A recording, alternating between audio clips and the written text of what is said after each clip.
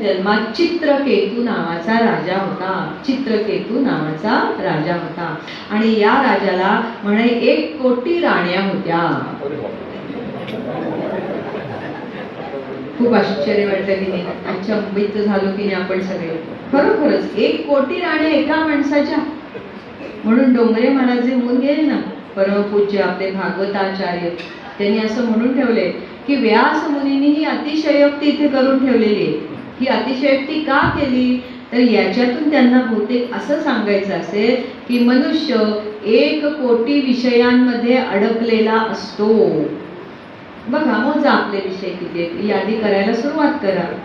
संपूर्ण होते का 1,000,000,000 यादी होते का बघा, का त्याच्याही पुढे जाते. आहेत एवढे विषय. आता तर कलियुगात इतके विषय झालेले आहेत की बस.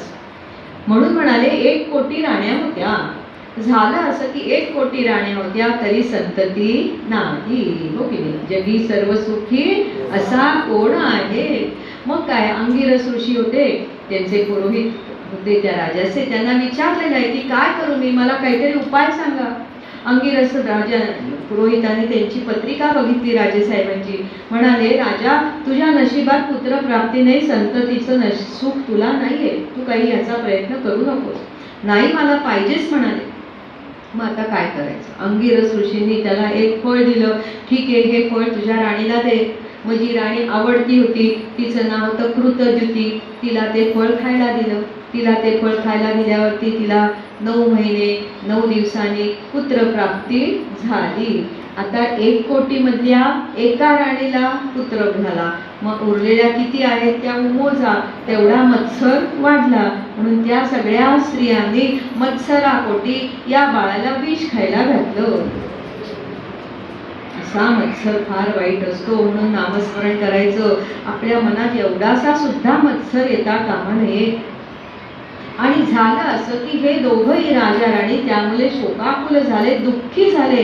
काही त्यांचा शोक कमी व्हायला तयार नाही. म्हणून अंगिरस ऋषी पुन्हा आलेले आहेत. राजाचं सांत्वन करतायत, त्याला पुन्हा पुन्हा काही गोष्टी समजून सांगतायत, पण राजा काही ऐकायला तयार नाही. मग आता राजाला कटू सत्य कळलंच पाहिजे, जे भगवंतांनी भगवद्गीतेत सांगितलंय की नाही. काय सांगितलंय, वासांशी जीर्णानि यथा विहाय नवानि गृह्णाति नरोपराणि तथा शरीराणि विहाय जीर्णान् अन्यानि संयाति नवानि देहि. गोपाल कृष्ण भगवान की जय. हे सगळं समजण्यासाठी अंगिरस ऋषींनी तो जो पुत्र मृतवत झालेला होता त्याच्या आत्म्याला बोलावलं. त्याच्या आत्म्याला बोलावलं आणि सांगितलं, हे तुझे आई बाबा रडतायत, शोक करतायत, तेव्हा तू पुन्हा या देहामध्ये प्रवेश कर. तेव्हा त्या पुत्राने, त्या आत्म्याने, आता आत्मा म्हणू आपण, त्या आत्म्याने काय सांगितलं, हे सांगितलं भगवंतांनी सांगितलेलं कटू सत्य काय आहे. आत्मा कसा आहे, एक शरीर आहे, जीर्ण झालं की ते सोडतो आणि नवीन देह धारण करतो. म्हणाले तो आत्मा म्हणतोय, हे आई वडील आहेत तुम्ही म्हणताय, पण हे माझ्या कुठल्या जन्मातले आई वडील आहेत हे मला माहिती नाही, त्यामुळे मी काही त्यात प्रवेश करू शकत नाही. आणि म्हणाले असं असतं की ज्या वेळेला जीव आईच्या गर्भामध्ये प्रवेश करतो तेव्हापासून तो त्या देहात राहतो आणि तो कुठपर्यंत देहात राहतो, तो देह सोडेपर्यंत, त्या देहाचा मृत्यू होईपर्यंत त्या देहात राहतो आणि पुन्हा त्या देहात प्रवेश करू शकत नाही. हे सत्य या राजाला कळलं आणि लक्षात आलं की या जगात काही खरं नाही, कुठली गोष्ट शाश्वत नाही, हे लक्षात आलं. म्हणजेच काय, या संसाराचा खोलपणा कळला. संसाराचा खोलपणा कळला. आपलं भगवंतांचं नाम खोल आहे का? अजिबात नाही. आपण म्हटलं की नाही, नाम नाही खोल, पण संसार मात्र सगळा कसा आहे, खोल आहे, हे लक्षात ठेवायचं. खोल शब्द 2 ठिकाणी वापरायचा. एका ठिकाणी खोल नाही, कुठे, नामाच्या बाबतीत, आणि संसाराच्या बाबतीत तो खोलच आहे असं समजायचं. हे लक्षात आलं आणि म्हणून म्हणाले राजाने काय केलं, सगळ्या संसाराचा, राज्याचा त्याग केला आणि खूप तपश्चर्या केली. आणि ती तपश्चर्या झाल्यानंतर त्याचा देह पतन झाला आणि आता त्याला 3रा जन्म आला. तो जन्म कसा आला तर मानवी देह प्राप्त झाला नाही, तर मानवी देहाच्या वरची जी काही योनी असते म्हणजे विद्याधर असते, किन्नर असते, या योनी असतात ना, त्या योनीपैकी विद्याधर नावाची योनी त्याला प्राप्त झाली.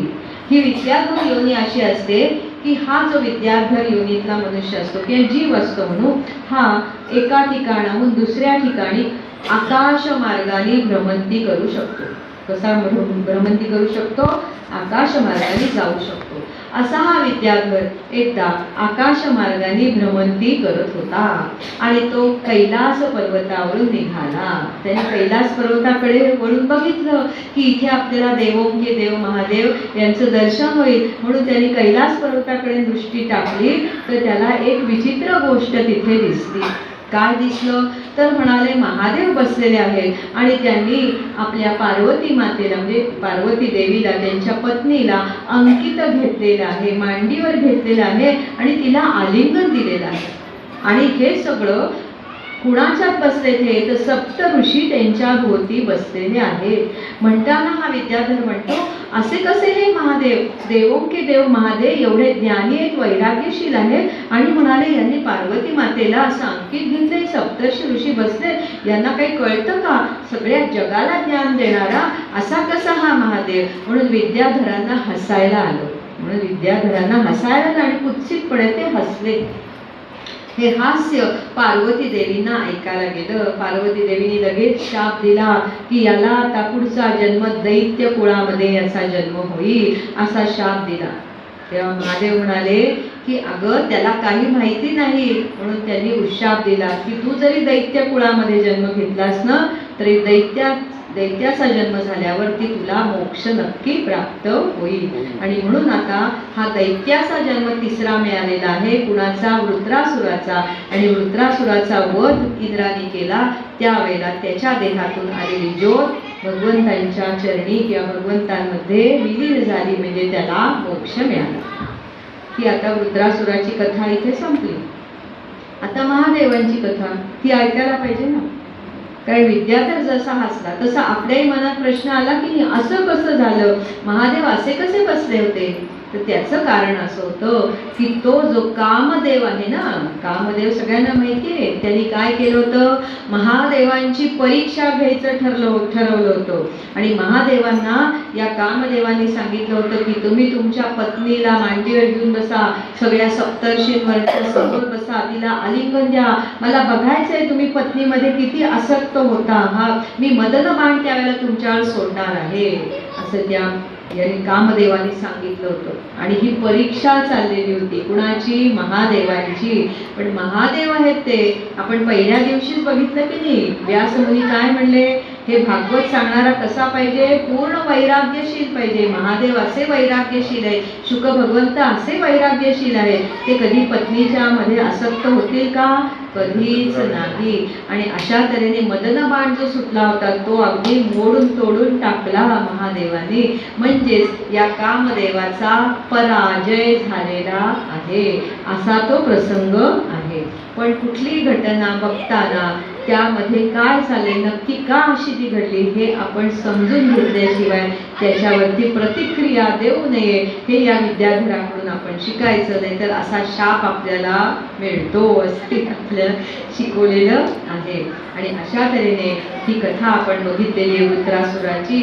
आणि थोडंसं नामस्मरण करूया आणि पुढे जाऊया.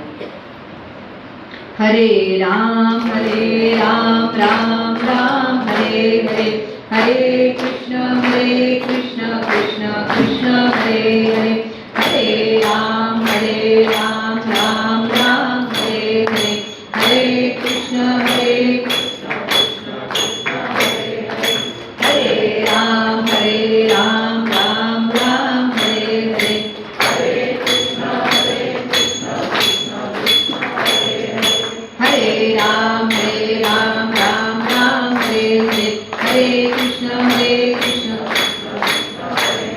हरे राम राम हरे हरे, हरे कृष्ण कृष्ण कृष्ण हरे हरे. गोपाल कृष्ण भगवान की जय. आता परीक्षित राजा विचारतोय शुक भगवंतांना, शुक भगवंता, पहिल्या दिवशी तुम्ही मला हिरण्याक्षाची कथा सांगितली हो की नाही? तो कोण होता? जय विजय पैकी एक होता की नाही? त्याचा भगवंतांनी वध केला. आता म्हणाले त्याचा जो भाऊ होता हिरण्यकश्यपू, त्याची कथा मला सांगा. म्हणून आता शुक भगवंत सांगू लागले. कुणाची कथा? हिरण्यकश्यपूची. म्हणाले हिरण्यकश्यपू मोठा अहंकारी होता, पराक्रमी पण होता. आपल्या भावाचा वध म्हणजे हिरण्याक्षाचा वध विष्णूने केला. म्हणून म्हणाले हिरण्यकश्यपू संतापला होता, चिडला होता आणि आता या विष्णूला मी मारून टाकणार असं त्यांनी ठरवलेलं होतं, असा निश्चय केला होता. आणि सगळ्या जनतेला त्यांनी आज्ञा केली होती की कुणीही नारायणाचं नाम घ्यायचं नाही. पण त्याच्या एक लक्षात आलं होतं की विष्णू किती सामर्थ्यवान आहे ते त्याला माहिती होतं. तो ज्ञानी होता. हिरण्यकश्यपू कसा होता? ज्ञानी होता. विष्णूचं सामर्थ्य जाणून होता. आपल्याच्यानं एकट्याच्यानं काही विष्णूचा वध होणार नाही हे तो जाणून होता. म्हणजे मला अजून काहीतरी केलं पाहिजे, अजून काहीतरी मिळवलं पाहिजे, अजून काहीतरी उपासना केली पाहिजे की ज्याच्यामुळे माझं सामर्थ्य वाढेल. मग आता उपासना करायची ठरली, तपश्चर्या करायची ठरली. कुणाची करणार? तो काय भगवान विष्णूंची करणार आहे का? नाही. मग कुणाची करायची? ब्रह्मदेवांची करायची असं ठरवलं. आणि ब्रह्मदेव लगेच वर देऊन टाकतात म्हणून म्हणाले ब्रह्मदेवांची उपासना करू. मग काय? हा संपूर्ण पृथ्वीचा राजा हिरण्यकश्यपू, त्याला काय कमी आहे? सेवक वगैरे सगळ्यांना आज्ञा केलेली आहे की माझ्यासाठी एक छान मुहूर्त बघा, दिवस बघा, कधी मी तपश्चर्येला बसावं की माझी तपश्चर्या फलद्रूप झाली पाहिजे वगैरे असं सगळंच ठरलं. मग ज्योतिषी आलेले आहेत, त्यांनी दिवस चांगला बघितलेला आहे, मुहूर्त बघितलेला आहे. स्थानावरती पण कुठलं स्थान चांगलं आहे तपश्चर्या करण्यासाठी? खूप दूर जंगलात की जिथे चिटपाखरूही येणार नाही असं स्थान पाहिलेलं आहे. आणि अशा तऱ्हेने हा हिरण्यकश्यपू आता तो वनात जाऊन बसलेला आहे, ठरलेल्या ठिकाणावर जाऊन बसलेला आहे, ठरलेल्या वेळी जाऊन बसलेला आहे. तो मुहूर्त त्याने गाठलेला आहे आणि त्या मुहूर्तावरती तो त्या स्थानावर जाऊन बसला जिथे तपश्चर्या करायची होती तिथे. आणि आता पद्मासन घातलेलं आहे, डोळे मिटलेले आहे आणि आता नामस्मरणाला सुरुवात करायची आहे. ब्रह्मदेवांची मूर्ती डोळ्यासमोर आणलेली आहे आणि सुरुवात झालेली आहे. ओम ब्रह्मदेवाय नमः असं म्हणायचं. म्हणून म्हणायला सुरुवात केली ओम ब्रह्म. एवढं म्हटल्यावरती आवाज ऐकायला आला कानावरती, ओम नारायणाय नमः. याचं फक्त काय झालं? ओम ब्रह्मच म्हणून झालं. अरे च्या म्हणाले ओम नारायणाय नमः कोण म्हणते? म्हणाले मी तर सगळ्यांना सांगितलंय नारायणाचं नाम घ्यायचं नाही, इथे कोणीच नाही. आणि नाही म्हणे, मला भास झाला असेल. ओम ब्रह्म पुन्हा ओम नारायणाय नमः असा आवाज ऐकायला आला. अरे असं काय होते? नाही मला भास होते. ओम ब्रह्म पुन्हा ओम नारायणाय नमः. नाही म्हणाले, हा भास नाही, काहीतरी गडबड आहे. काय होत असेल? म्हणाले इथे तर कोणी दिसत नाही. हा म्हणाले तो विष्णू माझा शत्रू आहे की नाही, मग शत्रू सारखा मनात असतो की नाही, मग शत्रूचं नाम आपल्या मनात सारखं असतं. असंच असतं की नाही, जी व्यक्ती आपल्याला आवडत नसते तिचाच विचार सारखा मनात असतो की नाही? असतो. तसंच या हिरण्यकश्यपूला वाटलं की तोच विचार माझ्या मनात आहे म्हणून तेच नाव माझ्या ऐकायला येते, माझ्या कानावर पडते. नाही म्हणले असं काही नाही, आता मी अगदी ठाम निश्चय करतो. मी आता म्हणणार ओम ब्रह्म पुन्हा ओम नारायणाय नमः ऐकायला आलं. आता मात्र नाही, डोळे उघडलेले तिकडे इकडे बघतो आहे, कोणी दिसेना. मग लक्षात आलं की झाडावरच्या एका फांदीवरती एक पोपट बसलेला आहे. अरे म्हणाले हा पोपट कसा बोलेल? नाही म्हणाले पोपट बोलत नाही म्हणून ओम ब्रह्म पुन्हा ओम नारायणाय नमः. मग लक्षात आलं की इकडूनच आवाज येतोय, तो पोपटच बोलतो आहे. म्हणून ह्या राजाने काय केलेलं आहे? पोपटाला हाड केलंय. उड इथून जा म्हणे. काय तू नारायण नारायण म्हणतोयस? काय नारायण नारायण म्हणतोयस? मी सगळ्या जगाला सांगितलंय नारायणाचं नाव घेऊ नको आणि तू काय नारायणाचं नाव घेतो? तो काय पोपट? त्याने इथून दगड मारलाय, तो इकडून इकडे बसला, इकडून पुन्हा ओम नारायण. अरे काय नारायण नारायण, अरे काय नारायण नारायण असं करून या फांदीवरून त्या फांदीवर शेवटी हिरण्यकश्यपूला आपलं आसन सोडावं लागलं आणि त्या पोपटाच्या मागे मागे धावायला लागला. अरे काय नारायण म्हणतो, अरे काय नारायण म्हणतो, काय नारायण म्हणतो. तेवढ्या वेळेला तो पोपट सुद्धा ओम नारायण ओम नारायण अरे काय नारायण, अरे काय नारायण नारायण नारायण नारायण काय करतो आहेस? अख्खा दिवस यात गेला आणि याच्या मुखातून हजारो वेळा नारायण नारायण नारायण नाव गेलं. संध्याकाळ झाली हो. आता कसली म्हणले तपश्चर्या, जाऊ दे, मुहूर्त बिहूर्त सगळा संपला, आता जाऊ देत, मी दमलो, हा कुठला पोपट आला, नारायणाचं नाव घेत बसला आणि जाऊ देत म्हणले, आता मी काही तपश्चर्या करत नाही, बघू नंतर म्हणाले. आला घरी, आला हिरण्यकश्यपू, त्याची पत्नी कयाधू निवांत बसली होती. आता हे 12 वर्ष गेले तपश्चर्येला, आता मला काही स्वयंपाक पाणी करायची जरुरी आहे, माझ्या मनाला येईल तसं वागणार. एवढ्यात हिरण्यकश्यपू समोरून येताना दिसला, पतिदेव दिसले. अरे, चेहरा कसा झालेला आहे, चिंताग्रस्त झालेला आहे, दुर्मुखलेला दिसतो आहे, काय झालंय, परत कसे आले? शेवटी पत्नी आहे. आत आलेला हिरण्यकश्यपू पण लगेच विचारलं नाही, काय हो, का आलात परत, तपश्चर्येला गेला होतात ना? नाही विचारलं, आज येऊन दिलेलं आहे. तिने ओळखलं काहीतरी गडबड झालेली आहे. मग तिने काय केलं, आचार्यांना, आपल्या सगळ्या आचार्यांना सुट्टी दिली, आज सगळ्यांनी घरी जा, मी स्वयंपाक करणार. आणि मग हिरण्यकश्यपूच्या आवडीचे सगळे पदार्थ या कयाधूनं केले आणि छान ताट भरून असं वाढलेले आहे. आणि हिरण्यकश्यपूला म्हणते, अहो, भूक लागली असेल ना, जेवायला बसा, दमलेले दिसताय, असं अगदी शांतपणे बोलली. हिरण्यकश्यपूला अगदी बरं वाटलं, खरंच माझी पत्नी किती प्रेमळ आहे, जेवायला बसला बिचारा. भूक लागलीच होती दिवसभर त्या पोपटाच्या मागे पळून पळून. आणि मग 4 घास पोटात गेल्यावरती ही कयाधू हळूच विचारते, आधी नाही विचारलं इतका वेळ, जरा पोट शांत झालं, आत्मा शांत झाला. आपल्याला सगळ्यांना माहिती आहे ना, प्रेमाचा मार्ग पोटातूनच असतो, हो की नाही? आता ती म्हणते, काय हो, तुम्ही 12 वर्ष तपश्चर्येला गेला होतात ना, परत कसे आलात? अगो, काय सांगू तुला, मी तपश्चर्येला बसलो आणि ब्रह्मदेवाचं नाम घ्यायला लागलो, तर तिकडून नारायणान्मा नारायणान्मा म्हणायला लागलो. कोण, असं कसं झालं म्हणे, असं कोण म्हणलं? अगं, काय सांगू तुला, एक पोपट होता आणि तो पोपट म्हणत होता, ओम नारायणान्मा, ओम नारायणान्मा. अहो, काहीतरी काय सांगताय, तुम्हाला भास झालं? अगं नाही, खरंच सांगतोय मी जितक्या वेळा ओम ब्रह्म म्हटलं, माझं ब्रह्मदेवाय सुद्धा पूर्ण झालं नाही. नारायणान्मा नारायणान्मा सारखा तो पोपट म्हणतोय, मी त्याला उडवायचा प्रयत्न केला, पण तो इकडून तिकडे उडत गेला, मी त्याच्या मागे मागे धावत गेलो आणि दिवसभर तो नारायणान्मा म्हणतोय, मी पण म्हणतोय नारायण नारायण नारायण. शेवटी मी दमलो, थकलो, भागलो आणि घरी आलो. आता जाऊ देत म्हणले, मी नंतर जाईल.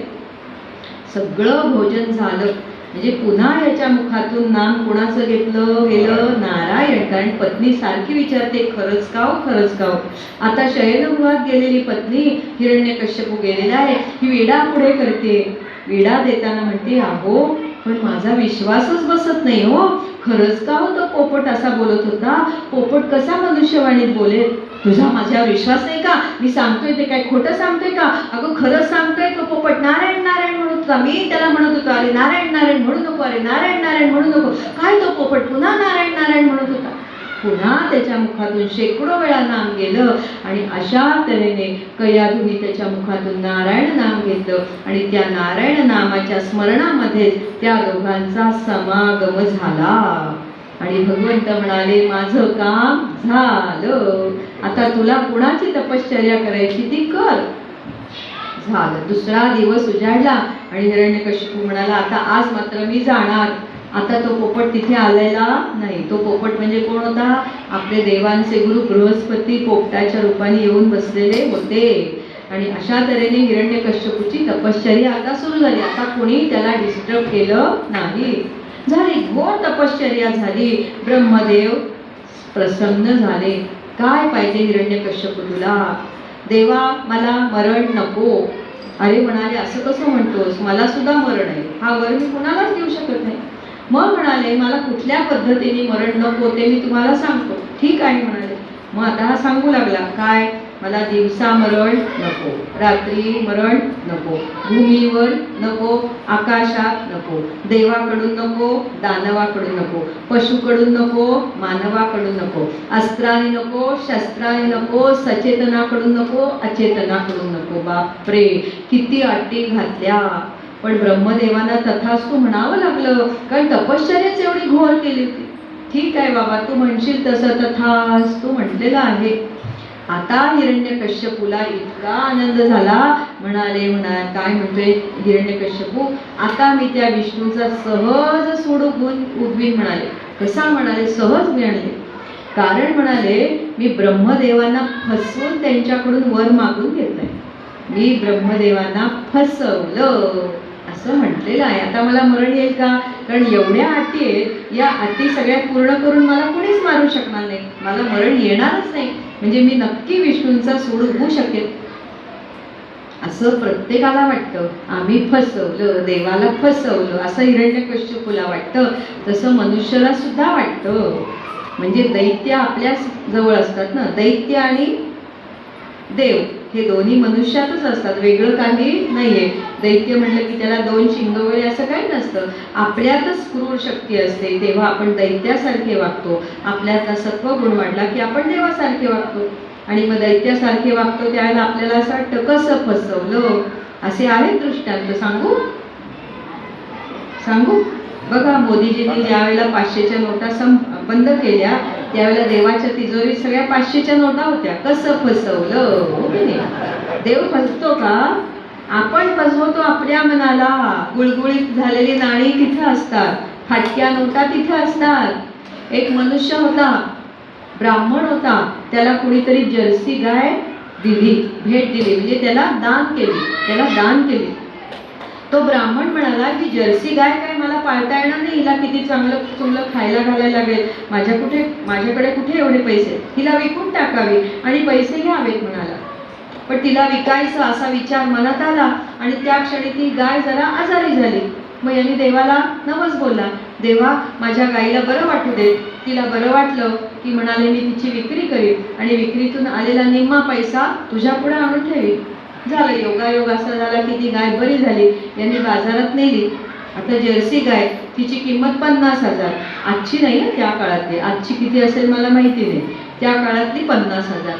अरे च्या म्हणाले, ह्या गायीची किंमत 50,000, यातले निम्मे इकडे द्यायला लागतील, याला काय करायचे? 50,000 मला मिळाले पाहिजेत, काहीतरी युक्ती केली पाहिजे. मग त्यांनी काय केलं, त्याच्याकडे एक शेळी होती, त्या शेळीला पण गायीच्या पुढे उभं केलं आणि एक गिऱ्हाईक आलं. काय रे, गाय केवढ्याला आहे? तो म्हणाला, गाय नाही, आधी शेळी घ्यायची, शेळीची किंमत 50,000 आणि त्याच्याबरोबर गाय 50 रुपयात तुम्हाला भेट. ठीक आहे म्हणला. गिऱ्हाईक म्हणला, मला काय गाय हवी, 50 काय आणि 50,000 काय, कारण जर्सी गायीची किंमत 50,000 आहेच आहे, तेवढी मला काय द्यावी लागणार. ठीक आहे म्हणला. शेळी घेतली, तिचे 50,000 रुपये दिले. मग त्याच्याबरोबर गाय पण घेतली, गायीचे 50 रुपये दिले. चला, आता देवापुढे किती?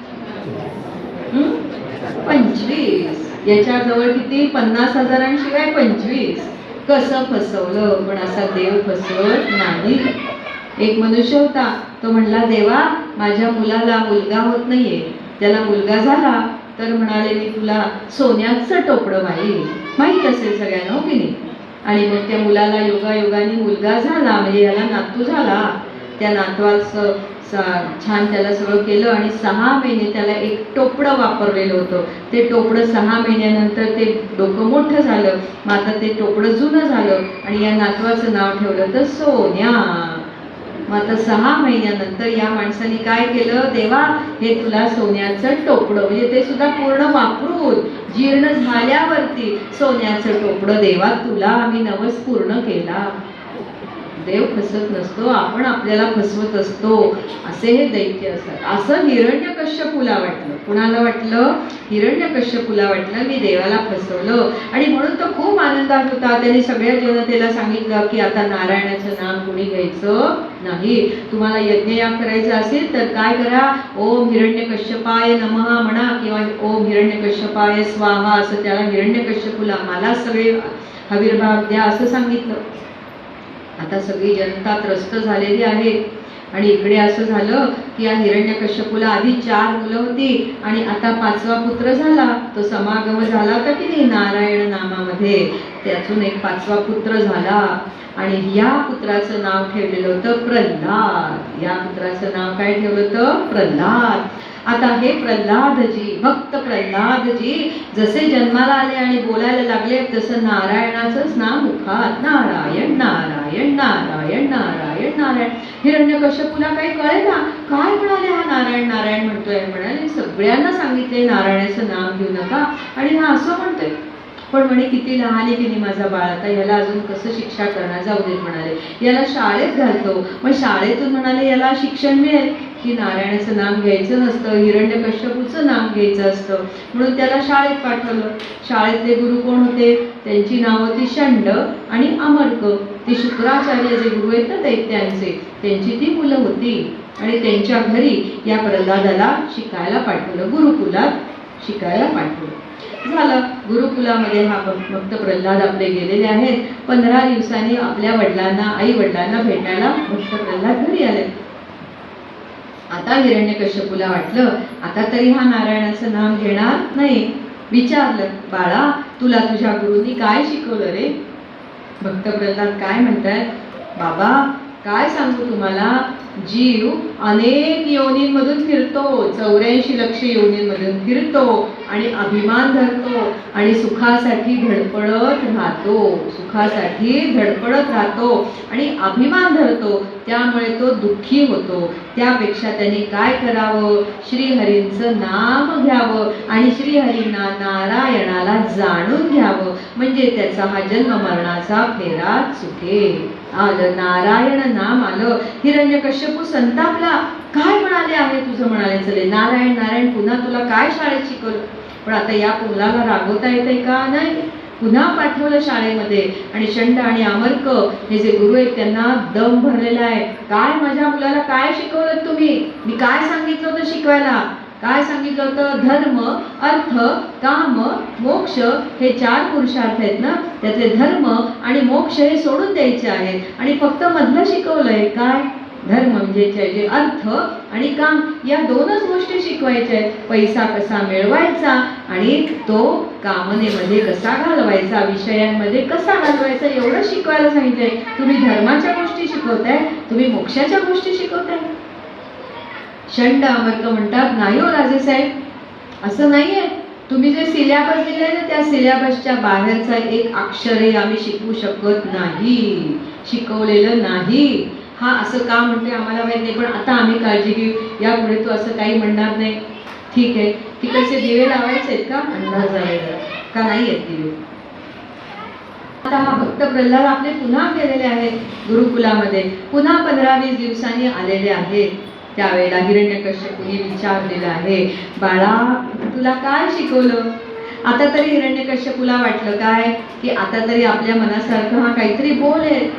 आता काय म्हणतायत भक्त प्रल्हाद, म्हणतायत बाबा अहो हे जग मिथ्या आहे आणि ब्रह्म सत्य आहे.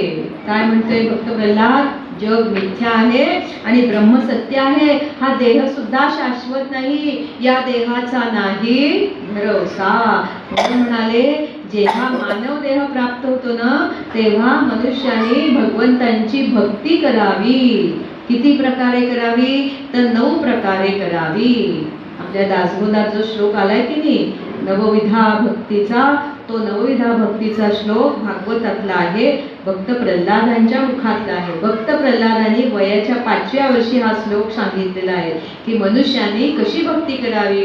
श्रवणं कीर्तनं विष्णो स्मरणं पादसेवनं अर्चनं वंदनं दास्यं सख्यमात्मनिवेदनं. गोपाल कृष्ण भगवान की जय. अशी 9 प्रकारे भक्ती भगवंतांची करावी आणि भगवंतांना पूर्णपणे समर्पित व्हावं, आत्मनिवेदन करावं, म्हणजे त्याला मोक्ष मिळेल. त्या नारायणाचं नाम त्याने घ्यावं. असं म्हणताना हिरण्यकश्यपूचा पुन्हा थरकाप उडालेला आहे, संतापलेला आहे, चिडलेला आहे. पुन्हा षंड आणि अमर्क यांना ताकीद दिलेली, काय चाललंय तुमचं, तुम्ही काय शिकवलं माझ्या मुलाला. नाही हो राजेसाहेब, आता असं होणार नाही, आता आम्ही काळजी घेऊ. पुन्हा घेऊन गेलेले आहेत.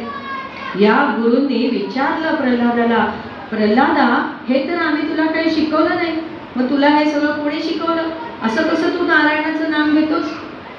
भक्त प्रल्हाद काय म्हणतात, म्हणाले ते लोखंड कसं लोहचुंबकाकडे आकर्षित होतं ना तसं म्हणाले मला काही कळत नाही, मी त्या चक्रपाणीकडे आपोआप आकर्षित होतो आणि त्याचं नाम घेतो, मला काही कळत नाही. आणि एकदा असं झालं की षंड आणि अमर्क म्हणजे गुरु दोघंही जरा कुठेतरी बाहेर गेले होते काही कामासाठी. आणि ज्या वेळेला गुरुगृहात नसायचे ना, त्यावेळेला भक्त प्रल्हाद आपल्या सगळ्या मित्रांना, आपल्या त्या सगळ्या बरोबरच्या शिकणाऱ्या शिष्यांना म्हणजे मुलांना भगवंतांचा महिमा सांगत असे. आणि असंच आज आता भगवंतांचा महिमा सांगायला भक्त प्रल्हादाने सुरुवात केली. भक्त प्रल्हाद म्हणतात की म्हणाले, मुलांनो, मी तुम्हाला भागवत धर्म म्हणजे काय ते सांगतो. म्हणाले, गवताच्या काडीपासून ब्रह्मदेवांपर्यंत संपूर्ण चराचराला त्या परब्रह्म परमात्म्याने व्यापलेलं आहे. तो नाही अशी जागा नाही, तो सर्वांमध्ये आहे. आणि तो कसा आहे? अविनाशी आहे, त्याचा कधीही नाश होत नाही. तो अणुरेणूत सुद्धा आहे आणि त्याच्या सत्तेने सगळं जग चालतं. त्याच्या सत्तेने सगळं जग चालतं. आपण सगळे कसे आहोत? भावले आहोत. तो सूत्रधार आहे. म्हणून आपले तुकाराम महाराज म्हणतात, चाले हे शरीर कोणाचे सत्ते, कोण बोलवितो हरिविन. आपण जे बोलतो ते बोलवणारा कोण आहे? बोलविता धरी हरी आहे, हे लक्षात घ्यायला पाहिजे. वृक्षाचेही पान हले त्याची सत्ता. बघा, आता पानं हलायला लागली, दुपारी हालत होती का? नाही, कारण त्याची इच्छा नव्हती परमेश्वराची पानाने हलावं अशी. त्याची इच्छा होईल त्याचप्रमाणे जग चालतं. म्हणून म्हणाले, तुका म्हणे विठ्ठो भरला सबाही. विठ्ठल कुठे कुठे भरलाय? अंतर्बाह्य भरलेला आहे. तो नाही अशी जागा नाही, असे भक्त प्रल्हाद मुलांना सांगतायत. आणि मुलं म्हणतायत, प्रल्हादा, हे तू सगळं सांगतोयस, हे आपल्या गुरूंनी काही आपल्याला शिकवलं नाही, मग तुला हे सगळं कोणी शिकवलं रे? तो म्हणतो, हे सगळं मला देवर्षी नारदांनी शिकवलं. अरे म्हणाले, ते कधी भेटले तुला? असं झालं. काय झालं? आता भक्त प्रल्हाद मागचं सांगू लागले. काय तर म्हणाले, मी ज्या वेळेला आईच्या उदरात होतो, आईच्या गर्भात होतो ना, त्यावेळेला माझे वडील कुठे गेले होते? तपश्चर्या करायला गेले होते. आणि त्यावेळेला इंद्रदेवांनी आमच्या राज्यावर स्वारी केली आणि माझ्या आईला इंद्रदेवांनी पळवून न्यायचा प्रयत्न केला. त्यावेळेला देवर्षी नारद मुनी आले आणि त्यांनी सांगितलं, इंद्रा, अरे तू या कयाधूला, हिरण्यकश्यपूच्या पत्नीला घेऊन जाऊ नकोस. तेव्हा इंद्रदेव म्हणाले, नाही नाही, मी हिला घेऊन जाणार, हिला मी मारणार, कारण हिच्या गर्भामध्ये त्या हिरण्यकश्यपूचा वंश वाढतोय, मी त्याला मारून टाकणार. त्यावेळेला देवर्षी नारद मुनी म्हणाले, नाही नाही, तू त्याला मारू शकत नाहीस, तो भगवंतांचा महान भक्त आहे. तू असं कर, या कयाधूला माझ्या हाती सोपव. आणि म्हणून देवर्षी नारद माझ्या आईला घेऊन त्यांच्या आश्रमात गेले. आणि मग तिथे देवर्षी नारदांनी सगळं ज्ञान माझ्या आईला दिलं, सगळं ज्ञान दिलं भगवंतांबद्दल. आणि त्यावेळेला नारद मुनींचं लक्ष माझ्यावर होतं. गर्भसंस्कार कोण ऐकतंय हे सगळं? आतलं बाळ ऐकतंय, हे नारदांची पूर्ण भावना होती. आणि ते ज्ञान त्यांनी मला दिलेलं आहे आणि माझ्या हे सगळं लक्षात आहे. म्हणून आपल्याकडे गर्भसंस्कारांना खूप महत्त्व आहे. माझी आई गेली विसरून म्हणाली, पण माझ्या सगळं लक्षात आहे, म्हणून मला हे सगळं ज्ञान आहे. आणि आता भक्त प्रल्हाद पुढे सांगू लागले, मुलांनो, म्हणाले, हा जो मानवी देह आहे ना, या मानवी देहामध्ये भगवंतांनी एक मोठी देणगी बहाल केलेली आहे. ती कुठली? तर म्हणाले, मेंदू. त्या मेंदूमध्ये बुद्धी दिलेली आहे. ती बुद्धी इतकी महान आहे, इतकी महान आहे की त्या बुद्धीच्या जोरावर, कल्पनाशक्तीवर मनुष्य काय वाटेल ते करू शकतो. काय वाटेल ते करू शकतो. आपण बघतोच आहोत आज मनुष्य कुठे पोचलेला आहे. मग त्या बुद्धीचा उपयोग त्याने कशासाठी करावा? तर सच्चित आनंद स्वरूप प्राप्त करण्यासाठी त्यांनी त्या बुद्धीचा उपयोग करावा, यासाठी ती बुद्धी दिली. बघा, प्राण्यांना बुद्धी आहे काही? आपण पहिल्या दिवशीच बघितलं, काय बुद्धी दिली नरदेहामध्ये. का? कशासाठी? भगवंतांची भक्ती करण्यासाठी. आणि म्हणून म्हणाले, मनुष्याने या नरदेहात आल्यावरती भगवंतांची भक्ती करावी, त्या बुद्धीचा उपयोग सत्कारणी करावा. मग आता ही मुलं म्हणतात, प्रल्हादा, तू म्हणतोयस देव भेटतो, पण आम्हाला भेटेल का? आम्ही दैत्य आहोत, दैत्य म्हणजे वाईट, आम्हाला भेटेल का? प्रल्हादजी म्हणतात, हो, का नाही भेटणार? तुम्ही त्याची प्रार्थना करा, त्याचं नामस्मरण करा, त्याच्याबद्दल प्रेम निर्माण करा, म्हणजे व्यक्त करा, जिव्हाळा ठेवा देवाबद्दल. भगवंतांकडे कुठलाही भेदभाव नाही. त्यांनी म्हणाले, रोहिदास सांभाळ होता ना, त्याचे सुद्धा जोडे रंगवलेले आहेत, अर्जुनाच्या रथावरती सारथ्य केलेले आहे, त्या शबरीची उष्टी बोरं खाल्लेली आहे, जनाबाईची धुणी भांडी केलेली आहे. म्हणजे त्याच्याकडे कुठला भेदभाव आहे का? नाही. जो भक्तिभावाने त्याचं पूजन करतो ना, त्याला देव दिसतो. आपलं चतुश्लोकी भागवत आठवायचं. पहिल्या दिवशी काय सांगितलं? चौथ्या श्लोकात, मी कुठे आहे? मला लोकांनी विटेवर उभा केला, मला सिंहासनावर बसवला, माझ्यावर बरोबर रासक्रीडा खेळली, कुणी? माझ्या भक्तांनी. म्हणून म्हणाले भक्त प्रल्हाद काय सांगतायत? भक्तिपाशी देव घालितसे उडी, भक्तिपाशी देव घालितसे उडी, भूत असे घोडी अर्जुनाची, बळीने बांधिला गोपीने वेष्टीला, पार्थरथी झाला सारथी तो, तुका म्हणे आता पुरवावी आवडी, वेग घाली उडी नारायणा, भक्तिपाशी देव घालितसे उडी. जिथे भक्ती आहे तिथे भगवंत धावून येतात. त्या तुम्ही दैत्य असलात तरी काही बिघडत नाही, असं भक्त प्रल्हाद आपल्या मित्रांना सांगतायत. मग आता ही मुलं पुढचा प्रश्न विचारतायत, तो आपल्या सगळ्यांसाठी आहे बरं का. काय प्रश्न विचारला आहे या मुलांनी? अरे प्रल्हादा, तू म्हणतो आहेस भगवंतांची भक्ती करावी, पण अजून आम्ही लहान आहोत की नाही, अजून आमचं शिक्षण व्हायचं आहे. मग शिक्षण झालं की आम्ही नोकरी करू, व्यवसाय करू, मग त्यातून निवृत्त होऊ, त्याच्या पुढे आम्ही भक्ती करू. भक्त प्रल्हाद म्हणतात, नाही, भक्ती केव्हापासून करायची? जसं समजायला लागेल तेव्हापासून भक्ती करायची. कारण म्हणाले, आपल्या या मनुष्य देहाचा काही भरोसा आहे का? तो काळ कधी उडी मारेल सांगता येते का? दबा धरून बसलेला आहे काळ. म्हणून म्हणाले, असं करून चालत नाही. घराला आग लागल्यावर कोणी विहीर खणतं का?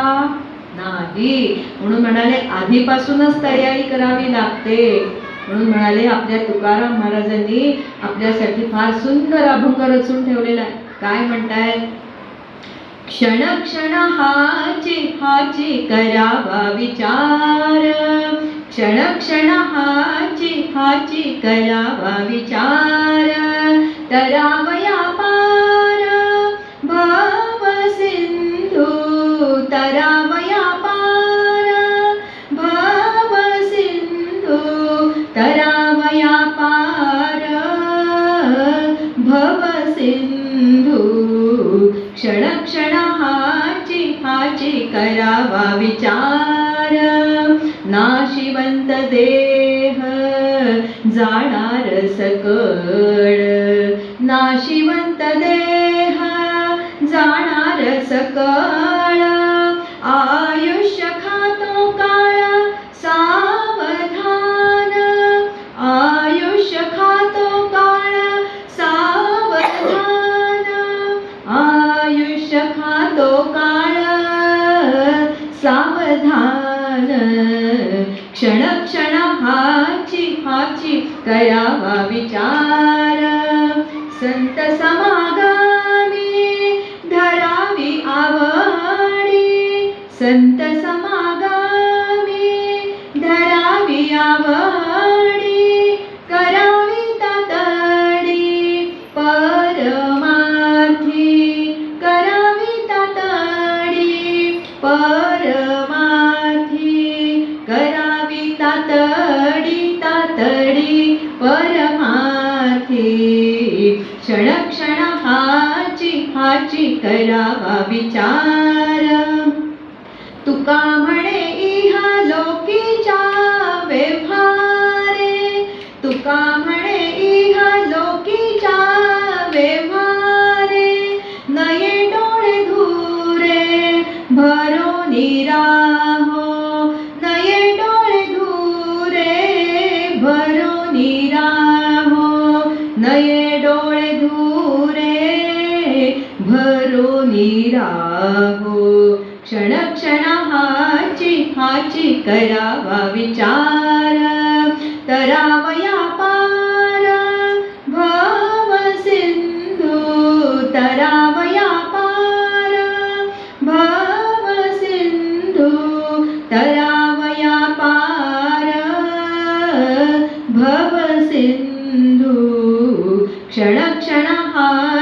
हाची करावा विचार, क्षण क्षण हाची करावा विचार, करावा विचार, करावा विचार.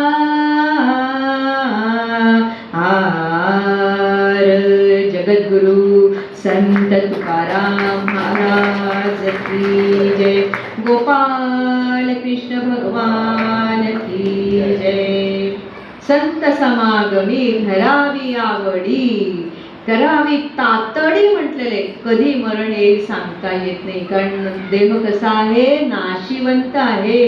म्हणून म्हटले काय की केव्हा मरण येईल सांगता येत नाही. तो काळ आपलं आयुष्य खायला बसतोय.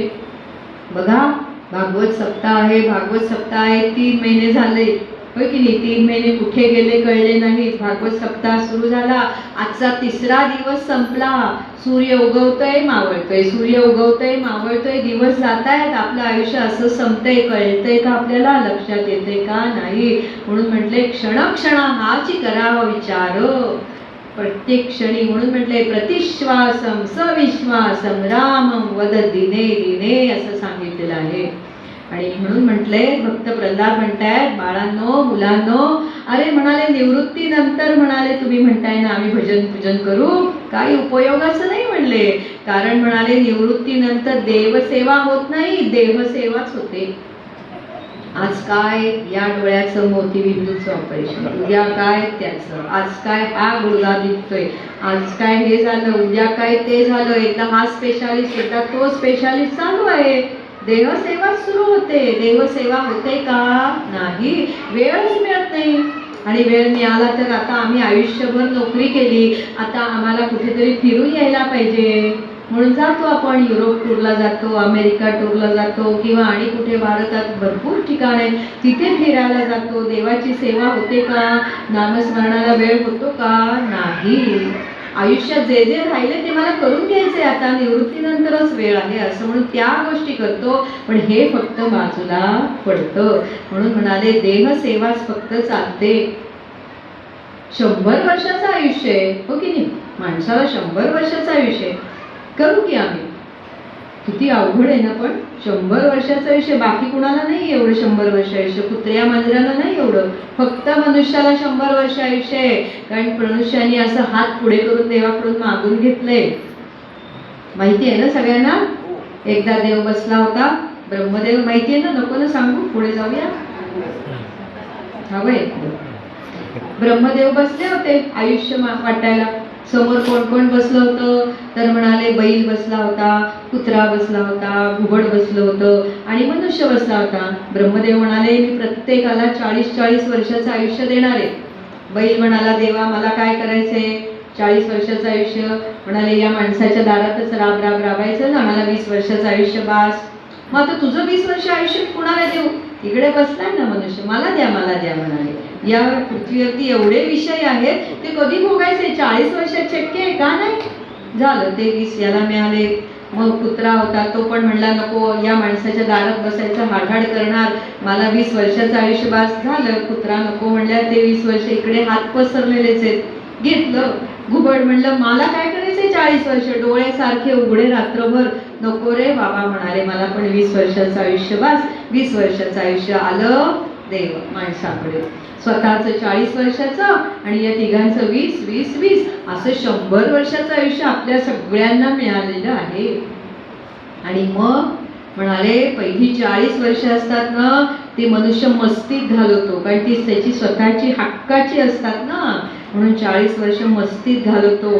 40 ते 60 बैलाचं आयुष्य असतं, म्हणून संसारासाठी आपल्या मुलाबाळांसाठी राब राब राबतो, राब राब राबतो. पटलं की नाही बघा, इकडे पटलेलं आहे. 60 ते 80 म्हणाले निवृत्ती ना, निवृत्तीनंतरचं आयुष्य 60 नंतर. काय घरात बसले आहेत म्हणाले, इतके दिवस बरं होतं, 10 ते 6 ऑफिसला जात होते, आता घरात बसले, सारखा चहा मागताय, डोक्याला ताप झालाय, तो टीव्ही किती लावून ठेवलाय मोठ्यांदा, क्रिकेटची मॅच बघत बसतात, मला मालिका बघून देत नाहीत, काही नाही, मंदिरात जा म्हटलं तर तिथेही जाऊन बसत नाहीत, झा झा झा हड हड करतात लोक सगळी घरातली, कारण कुत्र्याचं आयुष्य. आणि पुढचं घुबडाचं, डोळेवर रात्रभर जागे, झोप लागत नाही, निद्रा नाश, असं हे आहे. म्हणून समर्थ रामदास स्वामी म्हणतात, घटका गेली पळे गेली तास वाजे जणाना. म्हणा, घटका गेली पळे गेली आयुष्याचा नाश होतो राम कारे जणाना.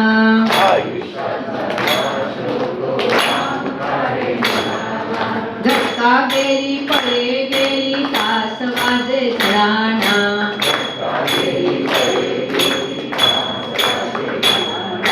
आयुष्याचा नाश होतो राम कारे म्हणाना.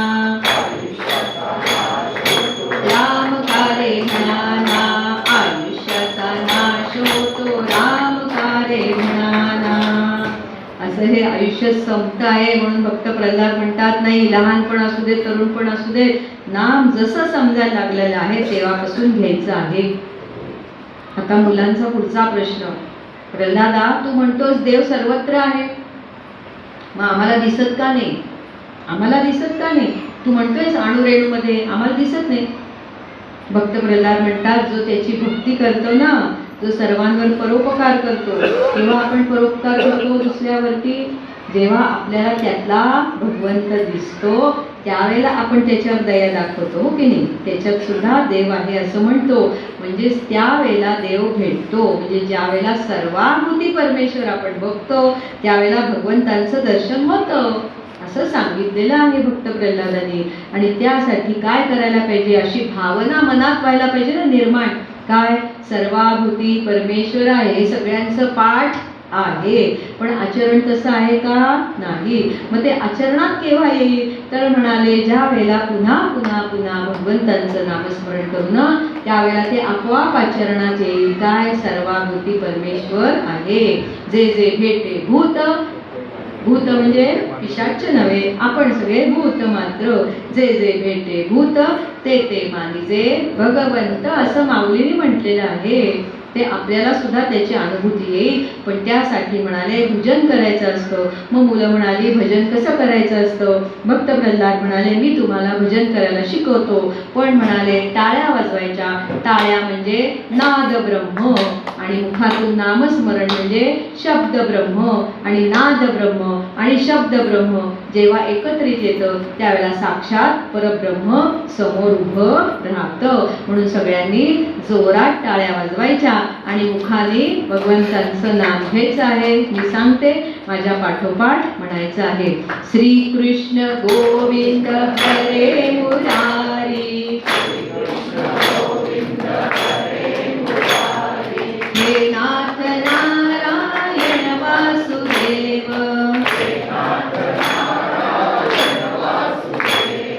श्री कृष्ण गोविंद हरे मुरारे, हे नाथ नारायण वासुदेव, प्रद्युम्न दामोदर विश्वनाथ, मुकुंद विष्णु भगवन् नमस्ते, श्री कृष्ण गोविंद हरे मुरारे, हे नाथ नारायण वासुदेव,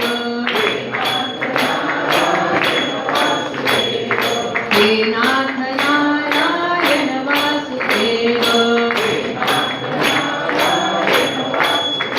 असं भजन चाललेलं आहे, टाळ्या वाजता आहे.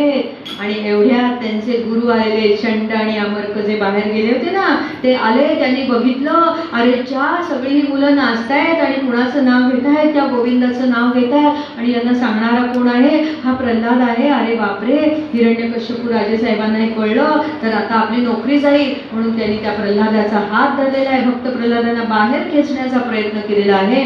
पण झालं असं की हेच त्या समूहामध्ये प्रवेश करते झाले आणि ते सुद्धा त्यांच्याबरोबर नाचू लागले, टाळ्या वाजू लागले आणि म्हणू लागले, श्री कृष्ण गोविंद हरे मुरारे, हे नाथ नारायण वासुदेव, श्री कृष्ण गोविंद हरे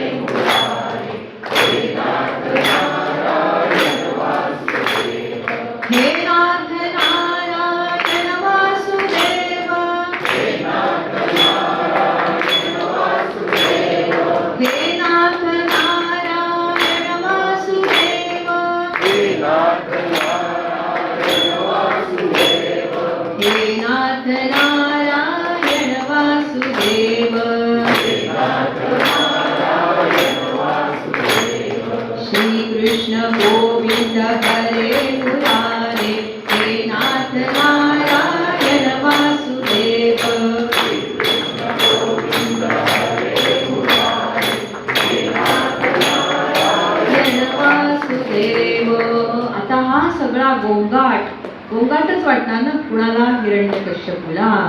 आपल्याला नाही वाटणार गोंगाट, हो की नाही? हिरण्यकश्यपूला तो तमोगुणी असल्यामुळे हा गोंगाटच वाटला. काय म्हणाले चाललंय गुरुकुलात? त्यांनी एका सेवकाला सांगितलं, जा रे जा, जाऊन बघून ये तिथे काय चाललंय, काय गोंधळ चाललेला आहे. तो सेवक गेला तिथे. त्यांनी बघितलं की म्हणाले षंड अमर्क सुद्धा या मुलांबरोबर नाचतायत, टाळ्या वाजवतायत आणि ते भक्त प्रल्हाद हिरण्यकश्यपूंचे चिरंजीव ते भजन सांगतात आणि सगळे भजन करतायत, नाचतायत, गातायत. अरे बापरे, हे राजेसाहेबांना कळलं तर काय होईल, म्हणून त्यांनी भक्त प्रल्हादाला बाहेर खेचण्याचा प्रयत्न केला. पण झालं असं की तो सेवक सुद्धा त्यांच्यामध्ये शिरला आणि त्यांच्याबरोबर नाचू लागला, गाऊ लागला, टाळ्या वाजू लागला आणि म्हणू लागला, श्री कृष्ण गोविंद हरे मुरारे, हे नाथ नारायण वासुदेव. श्री कृष्ण गोविंद हरे मुरारे, हे नाथ नारायण वासुदेव. श्री कृष्ण गोविंद हरे मुरारे, हे नाथ नारायण वासुदेव. हे नाथ नारायण वासुदेव. एक सेवक गेला, तो तिकडेच झाला, तिकडचाच झाला. आता या हिरण्यकश्यपूने दुसऱ्या सेवकाला हाका मारली, जा जा रे, बघून ये तिकडे काय चाललंय, बघून ये. अजून गोंगाट थांबला नाही. दुसरा सेवक गेला, त्याने बघितलं हे सगळं असं चाललेलं. अरे बापरे, सगळे नाचतायत, काय भजन काय म्हणतायत, टाळ्या काय वाजवतायत, हे गुरु सुद्धा त्यांच्याबरोबर नाचतायत, पहिला गेलेला सेवक सुद्धा त्यांच्याबरोबर नाचतोय. म्हणून त्यांनी त्या भक्त प्रल्हादांना बाहेर खेचण्याचा प्रयत्न केला. पण हाच त्यांच्यामध्ये मिसळून गेला आणि म्हणू लागला, नाचू लागला, गाऊ लागला, श्री कृष्ण गोविंद हरे मुरारे, हे नाथ नारायण वासुदेव. गोविंद हरे मुरारे, हे नाथ नारायण वासुदेव. हे नाथ नारायण वासुदेव, हे नाथ नारायण वासुदेव. आता दुसरा सेवक पाठवला, तोही तिकडचाच झाला. म्हणताना हिरण्यकश्यपू म्हणाला, मीच जातो. म्हणून हिरण्यकश्यपू स्वतः आलेले बघतायत तर काय, अरेच्या आपलंच कार्ट म्हणाले, सगळ्यांना नाचवते, भजन करायला सांगतं आहे, सगळे टाळ्या वाजवत नाचतायत, काय षंड अमर्क गुरु सुद्धा नाचतायत, हे काय चाललंय. म्हणून हिरण्यकश्यपूने फक्त प्रल्हादांचा हात धरला आणि त्याला ओढलेलं आहे. पण तो त्यांच्यात मिसळू शकला नाही, मिक्सअप होऊ शकला नाही. कारण तमोगुण, पापी, जो मनुष्य पापी असतो ना, त्याला त्या भजनामध्ये काही इंटरेस्ट नसतो, तो भजन म्हणू शकत नाही. आपण म्हणतो ना, अनेक जन्मांची पुण्यही असेल तरच भगवंतांचं नाम मुखात येतं. आणि असं हिरण्यकश्यपूच्या मुखात नाम आलं नाही. त्याने भक्त प्रल्हादांना बाहेर ओढलेले आणि चिडलेले, संतापलेले, थांब म्हणाले, आता तुला शिक्षा करतो. आणि अनेक प्रकारच्या शिक्षा केलेल्या आहेत, पण कुठल्याही शिक्षेचा काही परिणाम झालेला नाही. आता हिरण्यकश्यपूची जी भगिनी होती, तिचं नाव होतं होलिका. ती म्हणाली, दादा तुला या मुलाला मारायचंय ना, एक काम कर म्हणाले. मला म्हणाले अग्निदेवतेनी वरदान दिलेले, एक शीतवस्त्र दिलेलं आहे, ते शीतवस्त्र मी पांघरलं की मला अग्नीपासून भय नाही. तू असं कर, आता मोठी होळी पेटव, त्या होळीमध्ये मी स्वतः जाऊन बसते, ते शीतवस्त्र मी स्वतःला गुंडाळते आणि त्या प्रल्हादाला मांडीवर धरून ठेवते, घट्ट धरून ठेवते, बघू कोण त्याला आता वाचवायला येत आहे. म्हणून या होलिका मातेनं काय केलं, त्या हिरण्यकश्यपूने मोठी होळी पेटवली. एरंडाची पानं विनं फांद्या बिंद्या लावलेल्या आहेत, होळी पेटलेली आहे आणि ही होलिका माता त्यात जाऊन बसलेली, अंगावरती शीत वस्त्र पांघरलेलं आहे, प्रल्हादजींना मांडीवर घेतलेलं आहे, घट्ट धरून ठेवलेलं आहे. पण भगवंतांची लीला, काय लीला झाली हो, सोसाट्याचा वारा आला, सोसाट्याचा वारा आला. आपण बघितलं ना, वृक्षाचेही पान हले त्याची सत्ता आहे, त्याच्या मनात येतेच होतं. सोसाट्याचा वारा आलेला आहे आणि ह्या होलिका मातेच्या अंगावरचं शीत वस्त्र उडालं आणि ते भक्त प्रल्हादांना गुंडाळलं गेलं आणि ही होलिका माता त्यात जळून खाक झाली. तेव्हापासून आपण तिच्या नावाने ठोठो करतो. आणि अशा तऱ्हेने अग्नी जाळे तरी न जळे प्रल्हाद, हृदयी गोविंद धरिला म्हणून, असं तुकाराम महाराजांनी म्हणून ठेवलेले. का? कारण हृदयात गोविंद धरून ठेवला होता. मग अग्नीपासून सुद्धा त्याला भय नाही. नाही. आता हिरण्यकश्यपू भयंकर संतापलेला आहे, चिडलेला आहे आणि फक्त प्रल्हादांना म्हणतोय, प्रल्हादा काय चाललंय तुझं, कुठे आहे तुझा तो भगवंत, कुठे आहे तुझा नारायण, मला दाखव दाखव, कुठे आहे दाखव, इकडे आहे का तिकडे आहे, जी वस्तू दाखवेल तिथे प्रल्हाद म्हणतायत, हो बाबा त्यात आहे सगळीकडे आहे, तुमच्यात पण आहे बाबा, माझ्यात नाहीये नारायण, तुझ्यात आहे का, हो या खांबात आहे का, बोल. भक्त प्रल्हाद म्हणतात, हो बाबा या खांबात सुद्धा आहे, या निर्जीव खांबात सुद्धा भगवंत आहे. म्हणताना हिरण्यकश्यपूने त्या खांबावरती जोरदार असा गदेचा प्रहार केला आणि म्हणताना काय झालेलं आहे, त्या खांबाचे 2 तुकडे झाले, काढ काढ काढ काढ आवाज झालेला आहे. तो आवाज इतका प्रचंड होता, इतका प्रचंड होता की तो आवाज सत्यलोकापर्यंत पोहोचलेला आहे, की तिथे बसलेले ब्रह्मदेव सुद्धा दचकलेले आहेत. त्याचं वर्णन तुकाराम महाराजांनी केलंय. तुकाराम महाराज म्हणतात, खांबावरी मूठ मारिली दुर्जने, खांबावरी मूठ मारिली दुर्जने, स्तंभी नारायण प्रकटला, स्तंभी नारायण प्रकटला, तुका म्हणे ऐसा खांब कडाडला, तुका म्हणे ऐसा खांब कडाडला, ब्रह्मदचकला सत्यलोकी, ब्रह्मदचकला सत्यलोकी, खांबावरी मूठ मारिली दुर्जने, खांबावरी मूठ मारिली दुर्जने. त्या खांबावर मारता क्षणी तो खांबाचा भयंकर आवाज झालेला आहे. सत्य लोकामध्ये बसलेले ब्रह्मदेव सुद्धा घाबरले, काहीतरी भयानक झालेले आहे. आणि हा हिरण्यकश्यपू बघू लागला, त्या खांबाचे 2 तुकडे झालेले आहेत, त्याच्यातून एक अतिशय महाभयंकर आवाज करीत एक विचित्र प्राणी आलेला आहे. आश्चर्यकारक त्याचं रूप आहे. धड नाही नर आणि धड नाही सिंह, असं नृसिंह रूपामधला हा प्राणी आहे. मनुष्य नाही आणि सिंह नाही. आणि नृसिंह रूपात हे भगवंत आलेले आहेत, नृसिंह भगवान आलेले आहेत. त्यांचं वर्णन भागवतामध्ये फार सुंदर केलेलं आहे. भागवत असं म्हणतं की तापलेल्या सोन्याप्रमाणे, सोनं तापलं की कसं दिसतं, झळाळून उठतं ना, तसं म्हणाले तापलेल्या सोन्याप्रमाणे पिवळे धमक डोळे या सिंहाचे होते, नृसिंह भगवंतांचे होते. आयाळ अशी फडफडत होती, दाढा अकराळ विकराळ होत्या, सुरीप्रमाणे धारदार जीभ होती, जबडा असा फाकलेला होता आणि महाशरीर असं होतं. मान बुटकी होती आणि छाती रुंद होती आणि कंबर बारीक होती. हे कुणाचं वर्णन आहे, सिंहाचं वर्णन आहे. असा हा नृसिंह रूपातले हे भगवंत आलेले आहेत. आणि हे सगळं या हिरण्यकश्यपूने बघितलं आणि हिरण्यकश्यपूने त्यांच्यावर वार करायला सुरुवात केली. सगळे दैत्य या नृसिंह रूपातल्या भगवंतांवरती धावून आलेले आहेत. भगवंतांनी सगळ्यांना मारून टाकलेले आहे. आणि आता हिरण्यकश्यपू आलेला आहे, तेव्हा हिरण्यकश्यपूतल्या हातातल्या गदेला भगवंतांनी त्याचे तुकडे तुकडे केलेले आहेत आणि हिरण्यकश्यपूला असं ओढत ओढत ओढत उमऱ्यात आणलेलं आहे. आणि भगवंत आता उमऱ्यात बसलेले आहेत आणि आपल्या मांडीवरती आता या हिरण्यकश्यपूला आडवं टाकलेलं आहे. आणि हिरण्यकश्यपूच्या पोटामध्ये आपली सिंह नख खुपसलेली आहेत. त्याच्या पोटातला कोथळा बाहेर काढलेला आहे. त्याच्या चिंधड्या चिंधड्या झालेल्या आहेत आणि त्याच्यातून एवढं रक्त आलेले, रक्ताचे शिंतोडेच्या शिंतोडे उडता आहेत आणि ते सगळे शिंतोडे भगवंतांच्या मुखावरती आयाळावरती पडलेले आहेत. आणि अशा तऱ्हेने भगवंत असे संतापलेले आहेत आणि ते सगळे रक्ताचे थेंब भगवंतांच्या चेहऱ्यावर आहेत. भगवंत संतापलेले दिसत होते, सगळं भयभीत झाले की हे काय चाललेलं आहे. आणि अशा तऱ्हेने भगवंतांनी या हिरण्यकश्यपूचा वध केलेला आहे, त्याला मारून टाकलेलं आहे.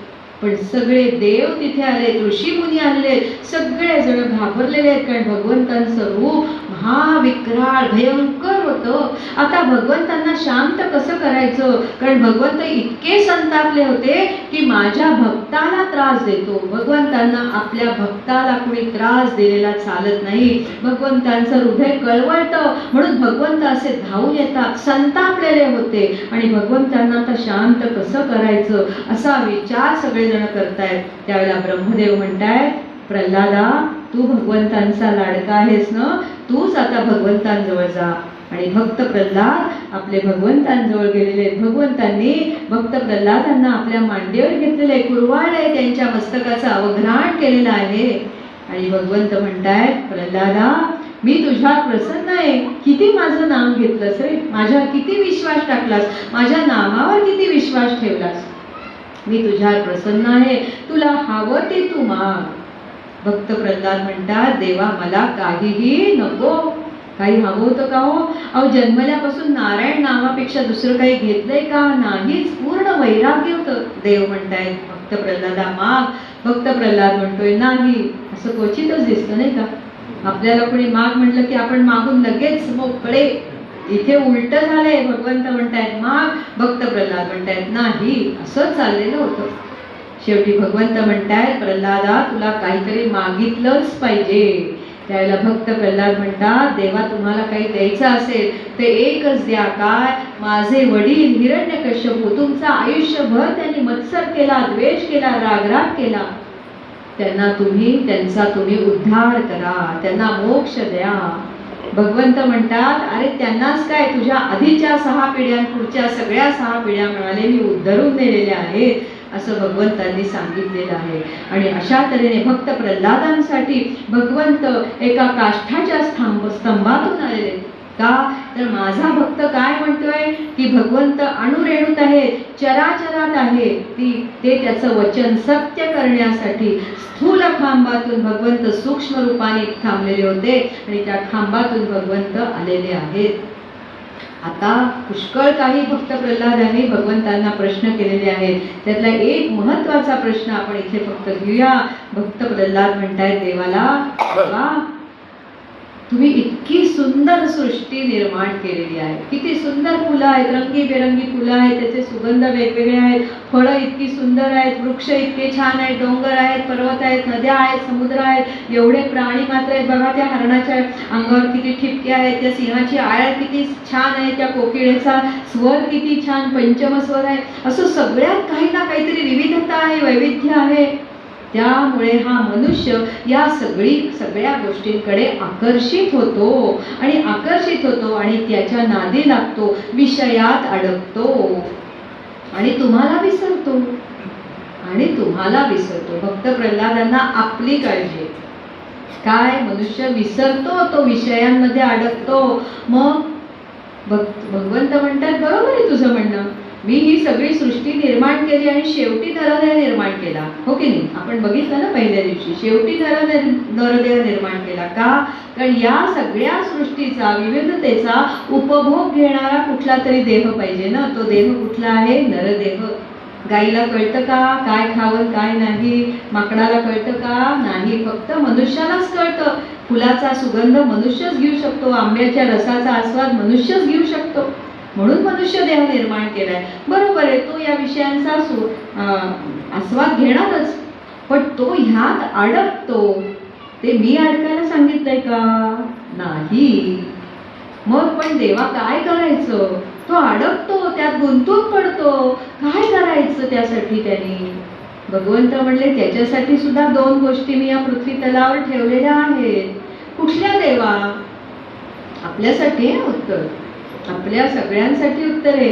भगवंत म्हणतात 2 अमृत ठेवलेले आहेत मी या पृथ्वी तलावर. एक कथा अमृत, माझ्या चरित्राचं, माझ्या पराक्रमांचं, माझ्या लीलांचं गुणगान म्हणजे कथामृत, आणि दुसरं माझं नाम, नामामृत, अमृत आहे म्हणाले. बाकीचे सगळे विषय कसे आहेत म्हणाले? त्याची धुंदी थोडा काळ येते, पण ते विषय नंतर विषासारखे ठरतात. पण नाम कसं आहे? अमृताहुनी गोड. ही 2 अमृत मी या पृथ्वी तलावर ठेवलेली आहे. त्याचं सेवन जर म्हणाले मनुष्याने केलं ना, तर तो कधीही या मायेच्या पाशात अडकणार नाही, त्याला नक्की मोक्ष मिळेल, असं उत्तर दिलेलं आहे भगवंतांनी आपल्यासाठी. आणि अशा तऱ्हेने भगवंतांनी हिरण्यकश्यपूचा वध केला, पण हिरण्यकश्यपूला फसवलं नाही. हिरण्यकश्यपूला वाटलं मी फसवलं. भगवंत कुणालाही फसवत नाही. भगवंतांनी हिरण्यकश्यपूच्या सगळ्या अटी पूर्ण करून त्याला मारलेलं आहे. त्याला फसवलंय का? हेही आपण लक्षात घेण्यासारखं आहे. काय केलेलं आहे? सायंकाळी मारलेलं आहे. दुपारी मारलं का? नाही. रात्री मारलं का? नाही. हीच वेळ होती. बाहेर नको, घरात नको, घराच्या बाहेर नको, घराच्या उंबऱ्यावरती जाऊन बसलेले आहेत. जमिनीवर नको, आकाशात नको, भगवंतांनी आपल्या पायावर हिरण्यकश्यपूला घेतले. म्हणजे सगळ्या अटी पूर्ण केल्या की नाही. अस्त्राने नको, शस्त्राने नको, सिंह नखाने मारलेला आहे. ब्रह्मदेवाने निर्माण केलेल्या कुठल्या योनीकडून मृत्यू नको, ही वेगळीच योनी भगवंतांनी स्वतः निर्माण केलेली नृसिंह रूपातली. म्हणजे भगवंत कधी कुणाला फसवत नाही, प्रत्येकाची इच्छा भगवंत पूर्ण करतात. म्हणून भगवंतांकडे इच्छा सुद्धा नेहमी चांगलीच करावी. लक्षात आलं काय ते? चांगलीच इच्छा करावी. वाईट इच्छा, कुणाचं वाईट होऊ दे, वाटळ होऊ दे, असं कधी देवाकडे मागायचं नाही. कारण देव आपली प्रत्येक इच्छा पूर्ण करतो. आणि अशा तऱ्हेने भगवंतांनी हिरण्यकश्यपूचा वध केलेला आहे. ही जागा जी आहे ती कुठली आहे तर म्हणाले पंजाबमधलं मुलतान नावाचं स्थळ आहे ना, तिथं म्हणाले ही हिरण्यकश्यपूची राजधानी होती. तिथे हिरण्यकश्यपूचा वध झालेला आहे. आणि म्हणून पंजाबातली लोक आपल्या नावापुढे सिंह असं लावतात. आता आणखीन एक तत्व या कथेतलं सांगायचं आहे. ते सगळ्यात महत्त्वाचं म्हणजे हिरण्यकश्यपू म्हणजे अहंकाराचा मूर्तिमंत पुतळा होता. आणि भगवंत म्हणाले हिरण्याक्षला मारल्यावर भगवंतांनी काय सांगितलं? लोभावर मात करा. आता हिरण्यकश्यपूला मारल्यावर भगवंत काय सांगतात? अहंकारावर मात करा. मग या अहंकाराला जर ठेचायचं असेल तर म्हणाले त्याला उमऱ्यातच ठेचा. हा देहरूपी आपलं हे जे मंदिर आहे किंवा देह म्हणजे घर आहे असं आपण म्हटलं, आपण हा घरच आहे ना, आपलं आत्म्याचं घरच आहे. या देहाचा उमरा कुठला? जो आत नाही आणि जो बाहेर नाही. आपली जिव्हा ती आत आहे का? नाही. बाहेर आहे का? नाही. तो उमरा आहे. या उमऱ्यावरतीच अहंकाराला ठेचायचे आणि त्यासाठी नामस्मरण करायचं आहे. नामस्मरण केलं की आपोआप अहंकार दूर होतो. म्हणून भगवंतांनी ओढत ओढत हिरण्यकश्यपूला कुठे नेलेलं आहे? उमऱ्यात नेऊन त्याला मारलेले, म्हणजे अहंकाराला तिथे ठेचलेलं आहे. म्हणून भगवंतांनी आपल्याला या कथेतून हेच तत्व सांगितलेलं आहे की तुमच्या मुखात तुम्हाला जी जिव्हा नावाचं जे अवयव दिलेलं आहे त्या जिव्हेवरती सतत माझं नाम ठेवा, म्हणजे तुम्हाला अहंकार कधीच त्रासदायक ठरणार नाही.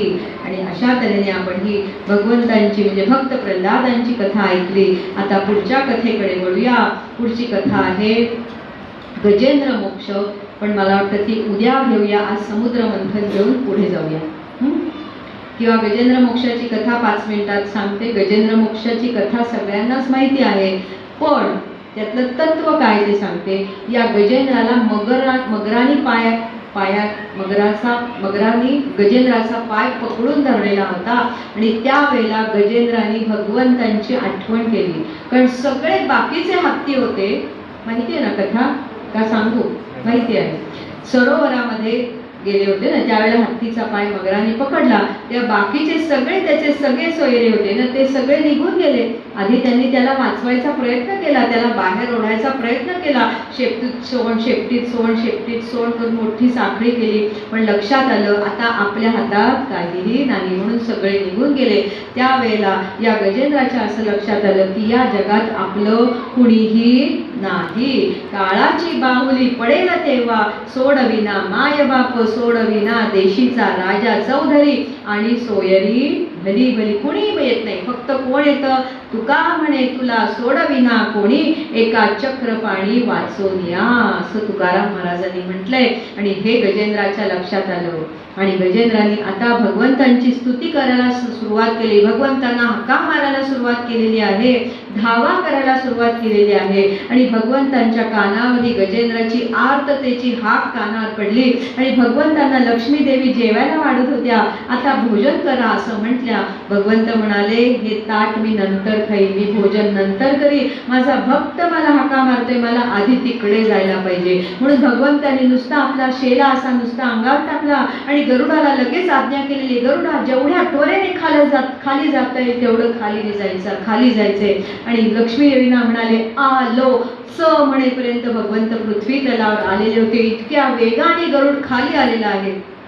आणि भगवंतांना असं वाटलं की गरुडाचा वेग सुद्धा कमी आहे का काय, म्हणून भगवंतांनी स्वतः उडी मारलेली आहे पृथ्वीवरती पटकन, कारण या गजेंद्राला सोडवायचंय. आणि तेवढ्यात गजेंद्राने तिथे एक कमळ आलेलं होतं सरोवरामध्ये, ते सरोवरामधलं कमळ तोडलेलं आहे आणि भगवंतांना असं अर्पण केलेलं आहे, अर्चना भक्ती केलेली आहे. आणि भगवंत आलेले आहेत, कसे धावून आलेले आहेत, आपले विठुराया कसे धावून येतात ना, तसे भगवंत श्रीहरीचा हा अवतार आहे. पिवळा पितांबर शेला गगनी झळकला, पिवळा पितांबर शेला गगनी झळकला, गरुडावरी बैसोनी, गरुडावरी बैसोनी, माझा कैवारी आला, माझा कैवारी आला, येईवो येईवो येईवो विठाई माऊली ये, येईवो येईवो येईवो विठाई माऊली ये. विठ्ठलाचं मंदिर आहे त्यामुळे ही कथा घ्यायलाच पाहिजे. असे विठ्ठल श्री हरीचा अवतार घेऊन आले आणि त्यांनी त्या मगराच्या तोंडावरती सुदर्शन चक्र सोडलेलं आहे आणि मगराचा वध केलेला आहे. मग मगरामधून सुद्धा एक दिव्य पुरुष आलेला आहे आणि हत्तीमधून सुद्धा एक दिव्य पुरुष बाहेर आलेला आहे. हा मगर कोण होता मागच्या जन्मी, असं शुक भगवंतांना परीक्षिताने विचारलं आणि शुक भगवंताने सांगितलं की हा मागच्या जन्मी इंद्रद्युम्न नावाचा राजा होता आणि तो आराधना करायला एका पर्वतावरती गेलेला आहे. आणि असं झालं की तिथे अगस्ती नावाचे ऋषी आले आणि हा राजा समाधी अवस्थेत होता, त्यामुळे त्याला अगस्ती ऋषी आलेले कळले नाही. म्हणताना अगस्ती ऋषी संतापले आणि त्यांनी त्याला शाप दिला की हा हत्तीसारखा मदोन्मत्त आहे, म्हणून हा हत्तीच्या योनीत जाऊन पडेल. आणि हा मगर कोण होता, तर हा मगर म्हणाले मागच्या जन्मी हुहू नावाचा एक गंधर्व होता, त्यांनी एका अप्सरेची छेड काढली, म्हणून त्याला देवऋषी शाप दिला की हा मगर योनीत जाऊन पडेल आणि भगवंतांच्या सुदर्शन चक्राचा स्पर्श झाला की त्याला मुक्ती मिळेल. अशा तऱ्हेने या गजेंद्राला आणि मगराला मुक्ती मिळालेली आहे, भगवंतांनी दिलेली आहे. आता हा गजेंद्र म्हणजे दुसरं तिसरं कोणी नाही, आपणच आहोत.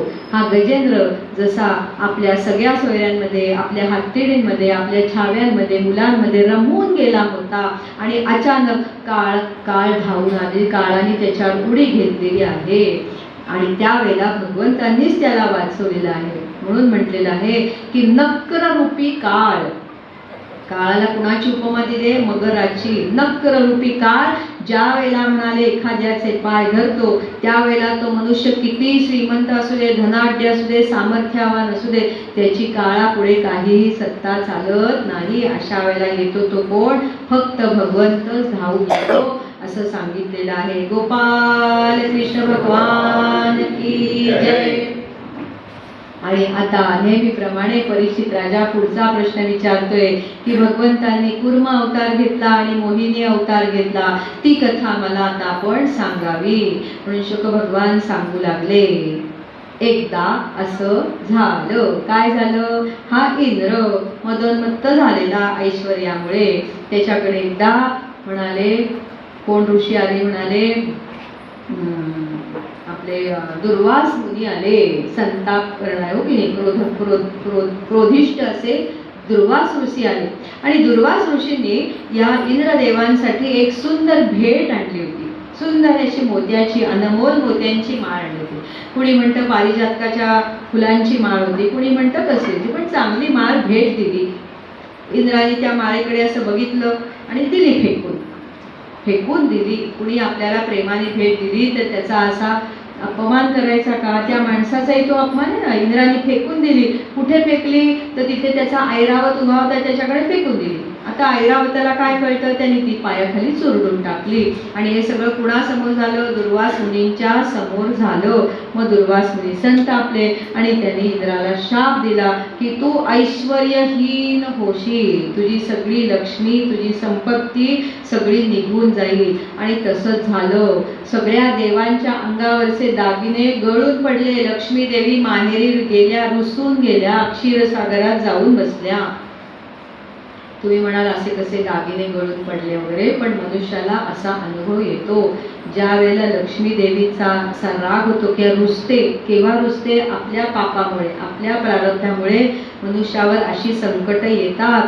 त्याच्या घरी चोरी होते किंवा कुठेतरी सड्ड्यात तो जातो किंवा कुठेतरी आपल्या काय आपण कुठेतरी पैसा जोडलेला असतो, जुगारात जातो किंवा काय म्हणू आता शेअर्समध्ये घालतो, त्यात तो फसतो, कुठेतरी फसतो आणि त्याच्याजवळची लक्ष्मी निघून जाते. या गोष्टी या घडत असतात. त्याचं कारण काय? असा मदोन्मत्तपणा, कुणाचा तरी अपमान केलेला असतो, त्याचे हे भोग असतात. अचानकपणे या गोष्टी घडतात आणि अशीच गोष्ट इथे घडली. लक्ष्मी देवी निघून गेल्या. आता पुन्हा इंद्रदेव घाबरले. का? कारण आता जर दैत्याने स्वारी केली तर माझा जो पैसा आहे का? नाही. पैसा कशासाठी लागतो? सगळ्या सैन्यासाठी उदरभरण करण्यासाठी, त्यांना पोसण्यासाठी पैसा लागतो, त्यांना शस्त्रास्त्र देण्यासाठी पैसा लागतो, त्यांना प्रशिक्षण देण्यासाठी पैसा लागतो. बघा आज आपल्या सीमेवरती कित्येक लाखो जवान उभे आहेत, 24 तास उभे आहेत, म्हणून आपण इथे सुरक्षित आहोत. मग त्या लोकांवरती किती खर्च होतो आहे याचा विचार आपण केला पाहिजे. मग आपल्या इन्कम मधून थोडासा टॅक्स त्यांच्यासाठी गेला तर बिघडतं कुठं? कारण त्यांच्यामुळे आपण आज सुरक्षित आहोत. म्हणजे इंद्रदेवांसारखा इंद्रदेव सुद्धा घाबरला का? लक्ष्मी देवी माझ्याजवळ नाही. मग आपल्या सैन्याला पोचण्यासाठी पैसा नको का? तो कुठून येणार? हा विचार आपण सामान्य माणसाने केला पाहिजे. हे भागवत आपल्याला शिकवतं आणि म्हणून इंद्रदेवांची कथा येते. आणि म्हणून इंद्रदेव घाबरले, देवाकडे गेले. देवा आता मी काय करू? त्याला भगवंत म्हणतात आता क्षीरसागराचं मंथन करा, म्हणजे तुम्हाला अमृत मिळेल आणि लक्ष्मी देवी पण मिळतील. पण म्हणाले तुमच्या एकट्याच्यानं काही हे मंथन होणार नाही, तुम्हाला मदत घ्यावी लागेल. कुणाची मदत घ्यावी लागेल? तर म्हणाले दैत्यांची मदत घ्यावी लागेल. मग आता दैत्यांकडे जावं लागणार का? हो. मग आता हे सगळे देव दैत्यांकडे गेलेत, बलिराजाकडे गेलेत आणि भगवंतांनी सांगितलं होतं ते तुम्हाला मदत करतील, तेव्हा त्यांच्या होला हो म्हणायचं, कारण त्यांची गरज आहे ना तुम्हाला म्हणून. आणि मग बलिराजाला सांगितलेले तुम्हाला सुद्धा आम्ही अमृत देऊ, चला आपण मंथन करूया. बलिराजाला पटलं आणि म्हणून देव आणि दानव सगळे गेलेत मंथन करायला. तो मंदार पर्वत काही त्यांना आणता आला नाही. शेवटी देवांनीच, भगवंतांनी, म्हणजे परब्रह्म परमात्मा, देव आणि परब्रह्म परमात्मा यात फरक आहे बरं का. देव म्हणजे कोण आहे? इंद्र, वरुण, सूर्य, चंद्र हे सगळ्या देवता. आणि परब्रह्म परमात्मा म्हणजे सगळ्यात वरचा जो निर्गुण निराकार आहे तो. नाही तर गोंधळ होतो लोकांचा. देव म्हटलं की कुठला देव? परब्रह्म परमात्मा जो सगळ्यात वर आहे, या सृष्टीची निर्मिती करणारा तो परब्रह्म परमात्मा. त्यानेच तो आपल्या गरुडावर ठेवला. कोण?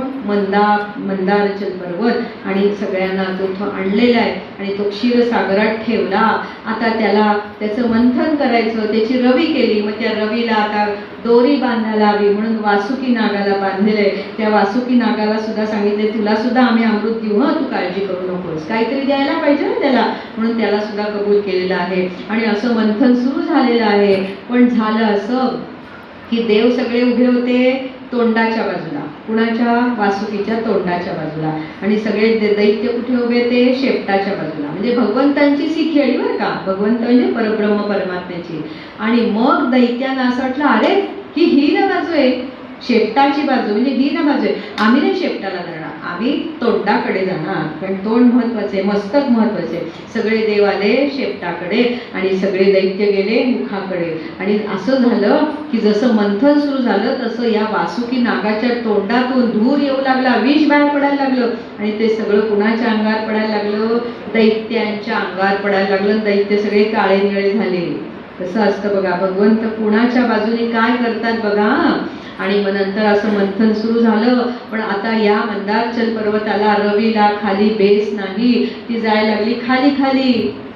आता काय करायचं? एवढ्या सगळ्यांनी बघितलं की त्या समुद्राच्या क्षीरसागराच्या काठावरती एक एवढंसं कासव आलं आणि ते तुरु तुरु तुरु तुरु चालत गेलं आणि समुद्रात शिरलं. आणि त्यांनी इतका महाकाय देव तयार केला आणि त्यांनी काय केलं? तो त्या समुद्रात शिरला आणि मंदार पर्वत आपल्या पाठीवर घेतला. आणि आता मंथन सुरू झालं. हाच तो भगवंतांचा कूर्म अवतार. बोला कूर्म भगवान की जय. आणि मंथन सुरू झालेलं आहे. मंदारचल पर्वत हालतो आहे. हे कूर्म अवतारातले भगवंत म्हणतात खूप छान वाटते पाठीला, पाठ खाजवली जाते. भगवंत कुठेही स्वतःला कमी लेखत नाही. काय असेल ते दुःख सहन करतात जगाच्या कल्याणासाठी. आणि काय दाखवून दिले भगवंतांनी? ठेविले अनंते तैसे चिरावे, चित्ती असो द्यावे समाधान.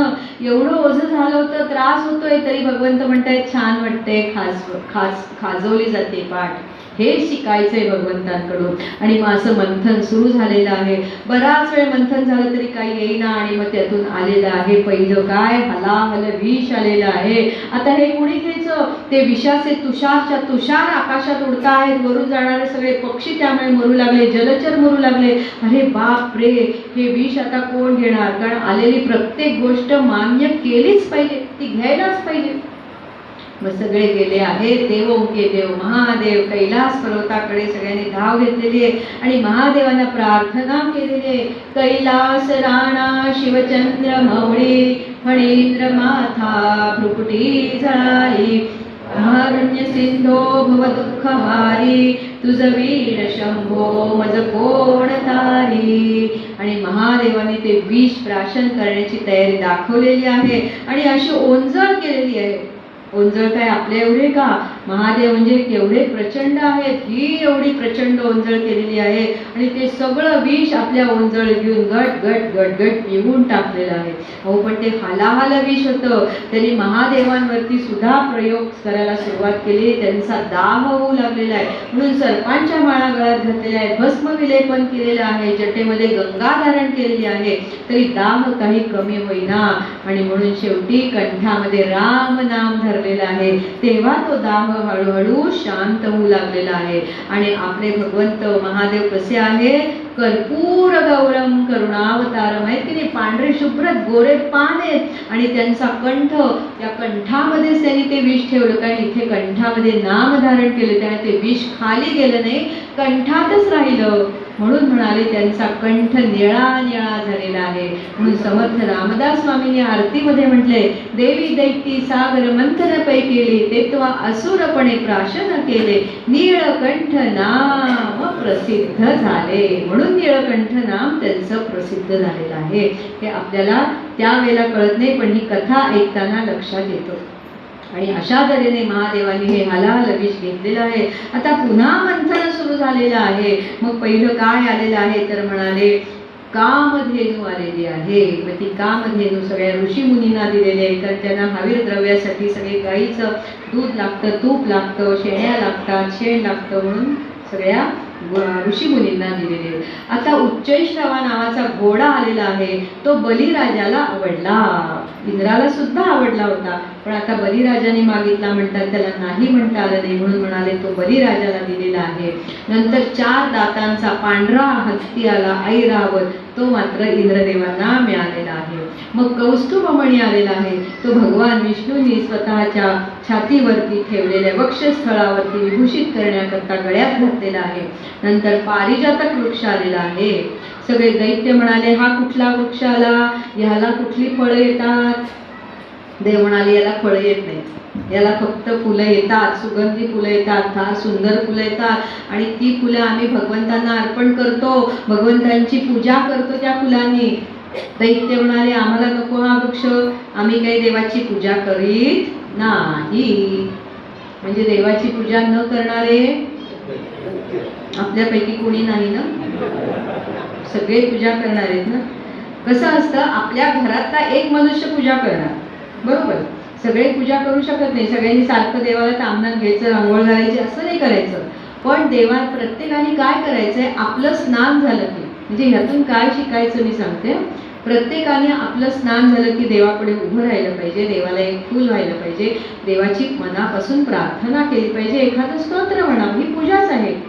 हे एवढं तरी प्रत्येकाला आपल्या घरातल्या माणसाला आपण करायला लावलं पाहिजे. हे तर काय बाबांनी पूजा केली, आईने पूजा केली, आम्ही काय करायचे, आम्ही जातो, असं नाही. सकाळी उठलं की प्रत्येकाने देवापुढे उभं राहिलं पाहिजे आणि देवाचं स्मरण केलं पाहिजे. ही सवय आपण आपल्या घरातल्या सगळ्या लोकांना लावली पाहिजे. हेच आपण शिकायचे. नाही तर तुम्ही दैत्य ठरा, त्यांना ही कथा सांगायची. आणि मग पुढे काय आलेलं आहे, म्हणजे मी बारीक बारीक मुद्दे सांगते तुम्हाला जसे आठवतील तसे. आणि मग म्हणाले अप्सरा आल्या, अर्थातच अप्सरा कुठे गेल्या आहेत, इंद्राच्या दरबारात गेल्या. आणि मग आलेली आहे वरमाला घेऊन देवी आलेली आहे, लक्ष्मी देवी आलेली आहे, अतिशय सौंदर्यवती ऐश्वर्यवती आहे, जगत जननी लक्ष्मी देवी आलेली आहे. आता तिच्या हातात वरमाला बघितल्यावरती सगळे ऋषीमुनी माझ्या गळ्यात घाल, माझ्या गळ्यात घाल, सगळे दैत्य म्हणले माझ्या गळ्यात घाल, माझ्या गळ्यात घाल. ती म्हणली नाही म्हणाले, असं माझ्या माझ्या करणारा मला नको म्हणाले, असा मनुष्य अशा माणसाशी मी लग्न करणार नाही. मग कुणाशी करणार, जो निरीच्छ आहे त्याच्याशी मी विवाह करणार. मग निरीच्छ कोण आहे, तिकडे भगवान विष्णू निवांत बसलेले होते, त्यांनी कधी म्हटलं नाही लक्ष्मी देवी माझ्या गळ्यात वरमाला घाल. त्यांच्या गळ्यात जाऊन लक्ष्मी देवींनी वरमाला घातली. म्हणून काय म्हटलंय, आपण निरीच्छ असावं, सारखं देवाकडे हात मागायचा, हात पुढे करायचा नाही. आणि विष्णूंचं पूजन केलं की लक्ष्मी देवी आपोआपच येते, काही मागावं लागतं का, नाही. म्हणून आपल्या माऊलीने म्हटले न मागे तयाची रमा होय दासी. रमा म्हणजे कोण, लक्ष्मी. जो मागत नाही ना त्याच्याच घरी लक्ष्मी पाणी भरते, लक्षात ठेवायचं आहे. नाहीतर जाते ती मागच्या दाराने निघून जाते, पुढून आली तर मागून निघून जाते. म्हणून कधी देवाकडे काहीही मागायचं नाही, हात पसरायचे नाहीत. नंतर म्हणाले सुरा आली वारुणी नावाची, ती कुणी घेतली, अर्थातच दैत्याने घेतली. आणि मग मात्र एक सुंदर पुरुष आलेला आहे, त्याच्या हातात म्हणाले एक सुंदर कलश आहे. आणि तो कलश बघितल्यावरती दैत्यांच्या लक्षात आलं हे दुसरं तिसरं काही नसून अमृत आहे. म्हणून राक्षसांनी त्याच्या झडप घातलेली आहे, तो कलश ओढून घेतलेला आहे त्याच्या हातातून. आणि त्या राक्षसांमध्ये आता भांडणं सुरू झालेले, थ्रोबॉल सारखं तो कलश इकडून तिकडे तिकडून इकडे फेकाफेकी सुरू झालेली आहे. आणि देव सगळे निर्मुसले, आपल्या परब्रह्म परमात्म्याला म्हणताय देवा हे काय झालं, आम्ही एवढं मंथनासाठी प्रयत्न केले ना, आम्हाला अमृत मिळालंच नाही, बघा ते दैत्यांनीच घेतलं. भगवंत म्हणतात काळजी करू नका, मी आता माझ्या मायेनं दैत्यांना मोहित करतो. आणि भगवंतांनी काय केलंय, एका सुंदर अशा स्त्रीचं रूप घेते, अवर्णनीय असं तिचं रूप होतं. आणि ही मोहिनी रूपातले भगवंत असे पुढे आलेले, पायातले पैंजण छुम छुम छुम छुम वाजवती मोहिनी पुढे पुढे आलेली. त्या दैत्याने तिला बघितलं, सगळे दैत्य तिच्यावर मोहित झालेले आहेत. आणि दैत्य म्हणतात अगं तू कोण, कुठली, कुठून आली, कुणाची कन्या, आम्ही तुझ्यावर मोहित झालो आहोत. त्यावेळेला मोहिनी अवतारातले भगवंत आधी या सगळ्या दैत्यांची स्तुती करतात. कुणाकडून काही घ्यायचं असलं की त्याची आधी स्तुती करायची असते. मोहिनी अवतारातले भगवंत म्हणतात तुम्ही खूप विद्वान आहात, पंडित आहात असं मी ऐकलं. पण म्हणाले विद्वान आणि पंडित स्त्रीच्या मोहात कधी पडत नाहीत. या दैत्याने फक्त आपण विद्वान आहोत, पंडित आहोत एवढंच ऐकलं आणि भारावून गेले. पुढचं वाक्य ऐकलं नाही. आणि त्यांना अगदी बरं वाटलं, आपली स्तुती केली, आपल्याला छान म्हटलं. लगेच हे म्हणाले अगं मोहिनी तू कोण, कुठली, पण म्हणाले आम्ही तुझ्या मोहात पडले. बघ ना म्हणाले ही एक वस्तू आहे ना, या वस्तूसाठी म्हणजे या अमृतासाठी आम्ही म्हणाले एकमेकांचे भाऊ आहोत ना, तरी आमच्यात भांडणं लागली.